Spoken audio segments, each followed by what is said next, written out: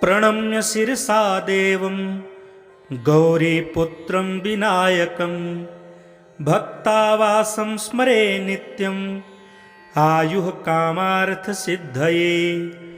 प्रथमं वक्रतुण्डं च एकदन्तं द्वितीयकं तृतीयं कृष्णपिङ्गाक्षं गजवक्त्रं चतुर्थकं लम्बोदरं पञ्चमं च षष्ठं विकटमेव च सप्तमं विघ्नराजेन्द्रं धूम्रवर्णं तथाष्टमं नवमं भालचन्द्रं च दशमं तु विनायकम् एकादशं गणपतिं द्वादशं तु गजाननं द्वादशैतानि नामानि त्रिसन्ध्यं यः पठेन्नरः न च विघ्नभयं तस्य सर्वसिद्धिकरः प्रभुः।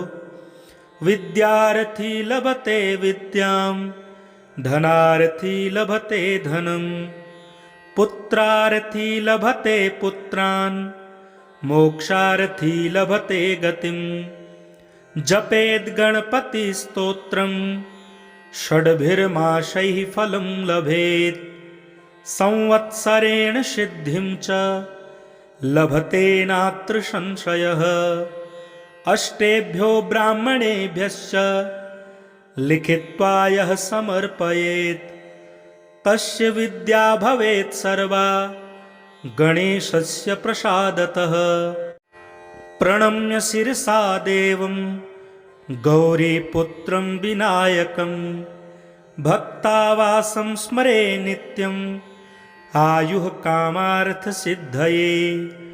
प्रथमं वक्रतुण्डं च एकदन्तं द्वितीयकं तृतीयं कृष्णपिङ्गाक्षं गजवक्त्रं चतुर्थकं लम्बोदरं पञ्चमं च षष्ठं विकटमेव च सप्तमं विघ्नराजेन्द्रं धूम्रवर्णं तथाष्टमं नवमं भालचन्द्रं च दशमं तु विनायकम् एकादशं गणपतिं द्वादशं तु गजाननं द्वादशैतानि नामानि त्रिसन्ध्यं यः पठेन्नरः न च विघ्नभयं तस्य सर्वसिद्धिकरः प्रभुः।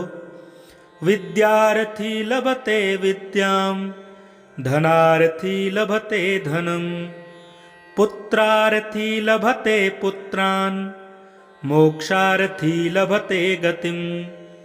जपेद् गणपतिस्तोत्रं षड्भिर्मासैः फलं लभेत् संवत्सरेण सिद्धिं च लभते नात्र संशयः। अष्टेभ्यो ब्राह्मणेभ्यश्च लिखित्वा यः समर्पयेत् तस्य विद्या भवेत् सर्वा गणेशस्य प्रसादतः। प्रणम्य शिरसा देवं गौरीपुत्रं विनायकं भक्तावासं स्मरे नित्यम् आयुः कामार्थसिद्धये। प्रथमं वक्रतुण्डं च एकदन्तं द्वितीयकं तृतीयं कृष्णपिङ्गाक्षं गजवक्त्रं चतुर्थकं लम्बोदरं पञ्चमं च षष्ठं विकटमेव च सप्तमं विघ्नराजेन्द्रं धूम्रवर्णं तथाष्टमं नवमं भालचन्द्रं च दशमं तु विनायकम् एकादशं गणपतिं द्वादशं तु गजाननं द्वादशैतानि नामानि त्रिसन्ध्यं यः पठेन्नरः न च विघ्नभयं तस्य सर्वसिद्धिकरः प्रभुः। विद्यार्थी लभते विद्यां धनार्थी लभते धनं पुत्रार्थी लभते पुत्रान् मोक्षार्थी लभते गतिं। जपेद्गणपतिस्तोत्रम् षड्भिर्मासैः फलं लभेत् संवत्सरेण सिद्धिं च लभते नात्र संशयः। अष्टेभ्यो ब्राह्मणेभ्यश्च लिखित्वा यः समर्पयेत् तस्य विद्या भवेत् सर्वा गणेशस्य प्रसादतः। प्रणम्य शिरसा देवं गौरीपुत्रं विनायकं भक्तावासं स्मरे नित्यम् आयुः कामार्थसिद्धये। प्रथमं वक्रतुण्डं च एकदन्तं द्वितीयकं तृतीयं कृष्णपिङ्गाक्षं गजवक्त्रं चतुर्थकं लम्बोदरं पञ्चमं च षष्ठं विकटमेव च सप्तमं विघ्नराजेन्द्रं धूम्रवर्णं तथाष्टमं नवमं भालचन्द्रं च दशमं तु विनायकम् एकादशं गणपतिं द्वादशं तु गजाननं द्वादशैतानि नामानि त्रिसन्ध्यं यः पठेन्नरः न च विघ्नभयं तस्य सर्वसिद्धिकरः प्रभुः। विद्यार्थी लभते विद्यां धनार्थी लभते धनं पुत्रार्थी लभते पुत्रान् मोक्षार्थी लभते गतिं। जपेद्गणपतिस्तोत्रं षड्भिर्मासैः फलं लभेत् संवत्सरेण सिद्धिं च लभते नात्र संशयः। अष्टेभ्यो ब्राह्मणेभ्यश्च लिखित्वा यः समर्पयेत् तस्य विद्या भवेत् सर्वा गणेशस्य प्रसादतः। प्रणम्य शिरसा देवं गौरीपुत्रं विनायकं भक्तावासं स्मरे नित्यम् आयुः कामार्थसिद्धये। प्रथमं वक्रतुण्डं च एकदन्तं द्वितीयकं तृतीयं कृष्णपिङ्गाक्षं गजवक्त्रं चतुर्थकं लम्बोदरं पञ्चमं च षष्ठं विकटमेव च सप्तमं विघ्नराजेन्द्रं धूम्रवर्णं तथाष्टमं नवमं भालचन्द्रं च दशमं तु विनायकम् एकादशं गणपतिं द्वादशं तु गजाननं द्वादशैतानि नामानि त्रिसन्ध्यं यः पठेन्नरः न च विघ्नभयं तस्य सर्वसिद्धिकरः प्रभुः। विद्यार्थी लभते विद्यां धनार्थी लभते धनं पुत्रार्थी लभते पुत्रान् मोक्षार्थी लभते गतिं। जपेद्गणपतिस्तोत्रं षड्भिर्मासैः फलं लभेत् संवत्सरेण सिद्धिं च लभते नात्र संशयः। अष्टेभ्यो ब्राह्मणेभ्यश्च लिखित्वा यः समर्पयेत् तस्य विद्या भवेत् सर्वा गणेशस्य प्रसादतः। प्रणम्य शिरसा देवं गौरीपुत्रं विनायकं भक्तावासं स्मरे नित्यम् आयुः कामार्थसिद्धये। प्रथमं वक्रतुण्डं च एकदन्तं द्वितीयकं तृतीयं कृष्णपिङ्गाक्षं गजवक्त्रं चतुर्थकं लम्बोदरं पञ्चमं च षष्ठं विकटमेव च सप्तमं विघ्नराजेन्द्रं धूम्रवर्णं तथाष्टमं नवमं भालचन्द्रं च दशमं तु विनायकम् एकादशं गणपतिं द्वादशं तु गजाननं द्वादशैतानि नामानि त्रिसन्ध्यं यः पठेन्नरः न च विघ्नभयं तस्य सर्वसिद्धिकरः प्रभुः। विद्यार्थी लभते विद्यां धनार्थी लभते धनं पुत्रार्थी लभते पुत्रान् मोक्षार्थी लभते गतिं। जपेद् गणपतिस्तोत्रं षड्भिर्मासैः फलं लभेत् संवत्सरेण सिद्धिं च लभते नात्र संशयः। अष्टेभ्यो ब्राह्मणेभ्यश्च लिखित्वा यः समर्पयेत् तस्य विद्या भवेत् सर्वा गणेशस्य प्रसादतः। प्रणम्य शिरसा देवं गौरीपुत्रं विनायकं भक्तावासं स्मरे नित्यं आयुः कामार्थसिद्धये। प्रथमं वक्रतुण्डं च एकदन्तं द्वितीयकं तृतीयं कृष्णपिङ्गाक्षं गजवक्त्रं चतुर्थकं लम्बोदरं पञ्चमं च षष्ठं विकटमेव च सप्तमं विघ्नराजेन्द्रं धूम्रवर्णं तथाष्टमं नवमं भालचन्द्रं च दशमं तु विनायकम् एकादशं गणपतिं द्वादशं तु गजाननं द्वादशैतानि नामानि त्रिसन्ध्यं यः पठेन्नरः न च विघ्नभयं तस्य सर्वसिद्धिकरः प्रभुः। विद्यार्थी लभते विद्यां धनार्थी लभते धनं पुत्रार्थी लभते पुत्रान् मोक्षार्थी लभते गतिं। जपेद् गणपतिस्तोत्रं षड्भिर्मासैः फलं लभेत् संवत्सरेण सिद्धिं च लभते नात्र संशयः। अष्टेभ्यो ब्राह्मणेभ्यश्च लिखित्वा यः समर्पयेत् तस्य विद्या भवेत् सर्वा गणेशस्य प्रसादतः। प्रणम्य शिरसा देवं गौरीपुत्रं विनायकं भक्तावासं स्मरे नित्यं आयुः कामार्थसिद्धये।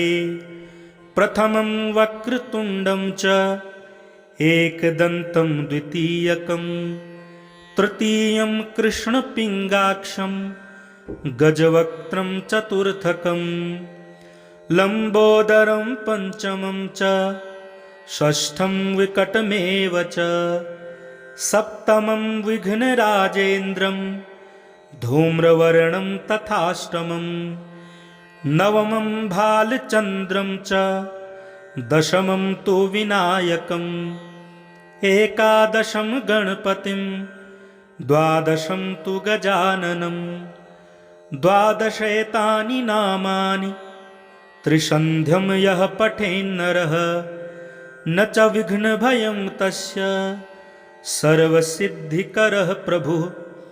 विद्यार्थी लभते विद्यां धनार्थी लभते धनं पुत्रार्थी लभते पुत्रान् मोक्षार्थी लभते गतिं। जपेद् गणपतिस्तोत्रं षड्भिर्मासैः फलं लभेत् संवत्सरेण सिद्धिं च लभते नात्र संशयः। अष्टेभ्यो ब्राह्मणेभ्यश्च लिखित्वा यः समर्पयेत् तस्य विद्या भवेत् सर्वा गणेशस्य प्रसादतः। प्रणम्य शिरसा देवं गौरीपुत्रं विनायकं भक्तावासं स्मरे नित्यं आयुः कामार्थसिद्धये। प्रथमं वक्रतुण्डं च एकदन्तं द्वितीयकं तृतीयं कृष्णपिङ्गाक्षं गजवक्त्रं चतुर्थकं लम्बोदरं पञ्चमं च षष्ठं विकटमेव च सप्तमं विघ्नराजेन्द्रं धूम्रवर्णं तथाष्टमं नवमं भालचन्द्रं च दशमं तु विनायकम् एकादशं गणपतिं द्वादशं तु गजाननं द्वादशैतानि नामानि त्रिसन्ध्यं यः पठेन्नरः न च विघ्नभयं तस्य सर्वसिद्धिकरः प्रभुः विद्यार्थी लभते विद्यां धनार्थी लभते धनं पुत्रार्थी लभते पुत्रान् मोक्षार्थी लभते गतिं जपेद् गणपतिस्तोत्रम् षड्भिर्मासैः फलं लभेत् संवत्सरेण सिद्धिं च लभते नात्र संशयः अष्टेभ्यो ब्राह्मणेभ्यश्च लिखित्वा यः समर्पयेत् तस्य विद्या भवेत् सर्वा गणेशस्य प्रसादतः प्रणम्य शिरसा देवं गौरीपुत्रं विनायकं भक्तावासं स्मरे नित्यम् आयुः कामार्थसिद्धये प्रथमं वक्रतुण्डं च एकदन्तं द्वितीयकं तृतीयं कृष्णपिङ्गाक्षं गजवक्त्रं चतुर्थकं लम्बोदरं पञ्चमं च षष्ठं विकटमेव च सप्तमं विघ्नराजेन्द्रं धूम्रवर्णं तथाष्टमं नवमं भालचन्द्रं च दशमं तु विनायकम् एकादशं गणपतिं द्वादशं तु गजाननं द्वादशैतानि नामानि त्रिसन्ध्यं यः पठेन्नरः न च विघ्नभयं तस्य सर्वसिद्धिकरः प्रभुः विद्यार्थी लभते विद्यां धनार्थी लभते धनं पुत्रार्थी लभते पुत्रान् मोक्षार्थी लभते गतिं जपेद् गणपतिस्तोत्रम् षड्भिर्मासैः फलं लभेत् संवत्सरेण सिद्धिं च लभते नात्र संशयः अष्टेभ्यो ब्राह्मणेभ्यश्च लिखित्वा यः समर्पयेत् तस्य विद्या भवेत् सर्वा गणेशस्य प्रसादतः प्रणम्य शिरसा देवं गौरीपुत्रं विनायकं भक्तावासं स्मरे नित्यम् आयुः कामार्थसिद्धये प्रथमं वक्रतुण्डं च एकदन्तं द्वितीयकं तृतीयं कृष्णपिङ्गाक्षं गजवक्त्रं चतुर्थकं लम्बोदरं पञ्चमं च षष्ठं विकटमेव च सप्तमं विघ्नराजेन्द्रं धूम्रवर्णं तथाष्टमं नवमं भालचन्द्रं च दशमं तु विनायकम् एकादशं गणपतिं द्वादशं तु गजाननं द्वादशैतानि नामानि त्रिसन्ध्यं यः पठेन्नरः न च विघ्नभयं तस्य सर्वसिद्धिकरः प्रभुः विद्यार्थी लभते विद्यां धनार्थी लभते धनं पुत्रार्थी लभते पुत्रान् मोक्षार्थी लभते गतिं जपेद् गणपतिस्तोत्रम् षड्भिर्मासैः फलं लभेत् संवत्सरेण सिद्धिं च लभते नात्र संशयः अष्टेभ्यो ब्राह्मणेभ्यश्च लिखित्वा यः समर्पयेत् तस्य विद्या भवेत् सर्वा गणेशस्य प्रसादतः प्रणम्य शिरसा देवं गौरीपुत्रं विनायकं भक्तावासं स्मरे नित्यम् आयुः कामार्थसिद्धये। प्रथमं वक्रतुण्डं च एकदन्तं द्वितीयकं तृतीयं कृष्णपिङ्गाक्षं गजवक्त्रं चतुर्थकं लम्बोदरं पञ्चमं च षष्ठं विकटमेव च सप्तमं विघ्नराजेन्द्रं धूम्रवर्णं तथाष्टमं नवमं भालचन्द्रं च दशमं तु विनायकम् एकादशं गणपतिं द्वादशं तु गजाननं द्वादशैतानि नामानि त्रिसन्ध्यं यः पठेन्नरः न च विघ्नभयं तस्य सर्वसिद्धिकरः प्रभुः। विद्यार्थी लभते विद्यां धनार्थी लभते धनं पुत्रार्थी लभते पुत्रान् मोक्षार्थी लभते गतिं। जपेद् गणपतिस्तोत्रं षड्भिर्मासैः फलं लभेत् संवत्सरेण सिद्धिं च लभते नात्र संशयः। अष्टेभ्यो ब्राह्मणेभ्यश्च लिखित्वा यः समर्पयेत् तस्य विद्या भवेत् सर्वा गणेशस्य प्रसादतः। प्रणम्य शिरसा देवं गौरीपुत्रं विनायकं भक्तावासं स्मरे नित्यम् आयुः कामार्थसिद्धये।